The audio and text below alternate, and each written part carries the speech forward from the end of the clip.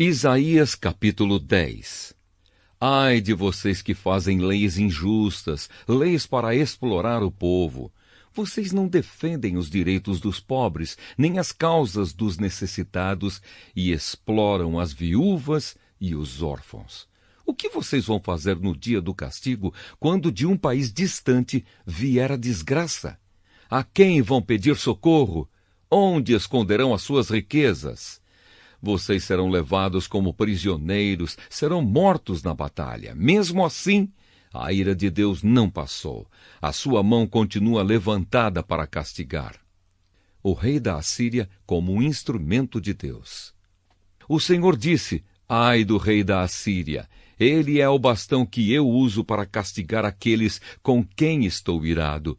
Eu estou mandando que ele ataque um povo pagão, um povo com quem estou irado. Estou ordenando que leve embora tudo o que é deles e que os pise como se fossem a lama das ruas.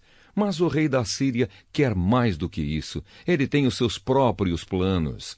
Só pensa em conquistar muitas nações e destruí-las completamente. Ele diz: todos os meus comandantes são reis. Tenho conquistado muitas cidades, Calno e Carquemis, Amate e Arpade, e também conquistei Samaria e Damasco. Já derrotei reinos pagãos, onde o povo adorava muitos ídolos, mais ídolos do que há em Jerusalém ou em Samaria. Já destruí Samaria e os seus ídolos, e farei o mesmo com Jerusalém e com os seus ídolos. Quando o Senhor terminar tudo o que está planejando fazer no Monte Sião e em Jerusalém, então ele vai castigar o rei da Assíria, aquele homem orgulhoso e vaidoso. Pois o rei diz: fiz tudo isso com a minha própria força e com a minha sabedoria, pois sou inteligente. Mudei de lugar as fronteiras dos países e fiquei com todas as suas riquezas. Como se fosse um touro, eu pisei os seus moradores. Eu levei comigo as riquezas das outras nações, como alguém que tira os ovos de um ninho abandonado. Não houve ninguém que batesse as asas, ninguém que desse um pio. Mas será que o machado pensa que é mais importante do que o homem que o usa? Ou será que a serra imagina que vale mais do que a pessoa que serra com ela?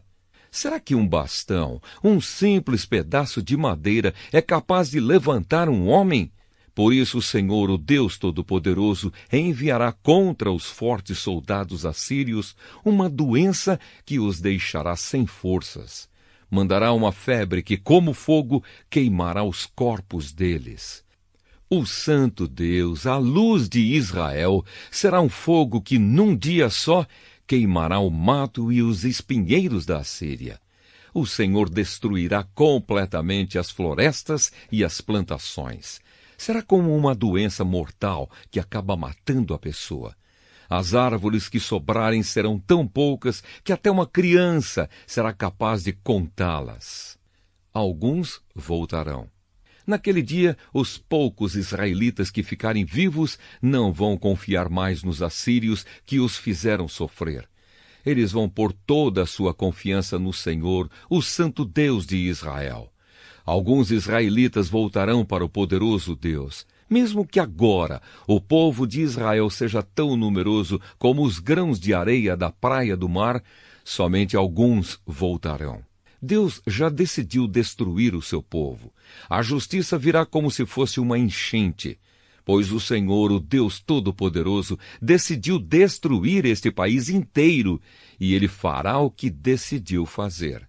Portanto, o Senhor, o Deus Todo-Poderoso, diz ao seu povo que mora em Sião: meu povo, não fique com medo dos assírios quando eles castigarem e maltratarem vocês como os egípcios fizeram.